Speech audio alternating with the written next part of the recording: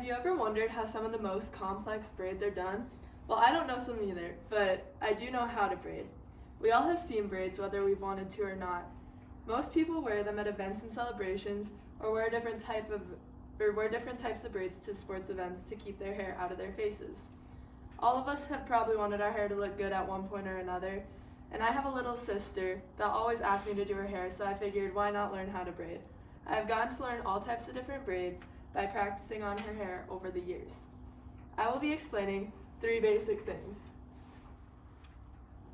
on braids, including their origin of braids, all the different types of braids, and lastly, how to braid. Let's start by talking about the origin of braids and where they're from. Hair braiding has roots that go all the way back to ancient Africa. Many experts and historians believe cornrows are the oldest and most historic braiding style. In the 1950s, a French person who studied a lot of history and human culture and his team discovered a rock painting of a woman with cornrows in the Sahara Desert. The painting dated back all the way to 3500 BC, about 5,000 years ago, the earliest known depiction of braids. I found this information at odellbeauty.com. Braids didn't only just symbolize your wealth and money, but it also symbolized their role within the community. Different types of woven patterns meant different roles for each woman. Now that you know where braids come from, I will now show you all the different kinds of braids. There are many different types of braids that give all different sorts of looks. I will go over some of the few main ones that I have learned to do over the years. The first one I have learned since was very young was the classic braid. This braid has 3 different strands that you pretty much just weave together to form a braid. This is the most simple and easy braid that you can know, and the basis to almost all braids. The next braid I will talk about is the French braids. This is the next level up, and you learn to keep adding hair from the head. In this braid, you cross the strands on top of the head over each other and get the French braid look. You keep adding hair as you go and keep braiding all the way down. Once you have mastered that braid, the Dutch braid is the next one for you. You will pretty much use the same exact skills to do this one. Just cross the strands under each other and keep doing the same thing. This is the most popular one that people will do and that I've learned to do. Lastly, one of the most common braids is the fishtail.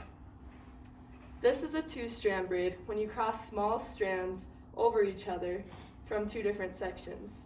This one sounds the simplest through the words, but this one is quite a skill to learn. I found all of this information at birdie.com. Now that you have learned about all the different types of braids, I will now show you how to braid. I will be demonstrating how to start and do a Dutch braid. So I'll ask one of my audience members to come up here. And in this braid, I'll be showing a Dutch braid. So you want to start with the first in a small triangle up top, and then you split this one into 3 braids, or 3 strands for the braid, like so. Then you cross the first one under, and then the second one under, and then after that, you start adding hair to it. And you want to make sure it's tight and smooth so that the braid comes out looking normal and just right.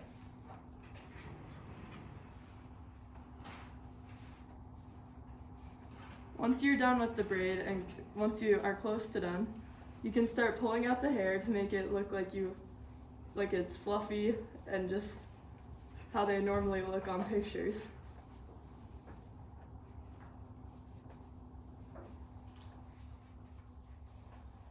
You just do this all the way down until you get to the bottom, and then you tie it and do all the fun designs that you'd like to do after that.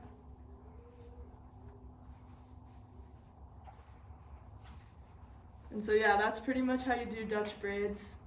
And thank you for listening to my demonstrative speech.